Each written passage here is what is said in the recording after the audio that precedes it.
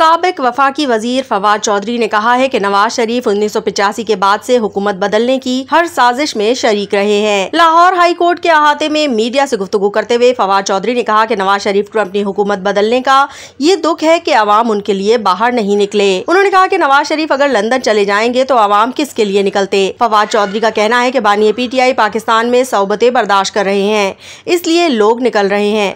साबिक वफाकी वजीर ने कहा कि इस वक्त जो अदलिया के साथ हो रहा है वो पाकिस्तान की तारीख में कभी नहीं हुआ। लाहौर हाई कोर्ट में फवाद चौधरी की पुलिस हुकाम के खिलाफ तौहीन अदालत की दरखास्त पर समाअत हुई। अदालत ने पुलिस हुकाम को नोटिस जारी करते हुए जवाब तलब कर लिया। फवाद चौधरी के वकील ने कहा कि पुलिस हुकाम ने गलत बयानी की, पहले बताया मुकदमात 11 है, अब 36 तादाद हो चुकी। अदालत गलत बयानी करने पर तौहीन अदालत की कार्रवाई का हुक्म दे।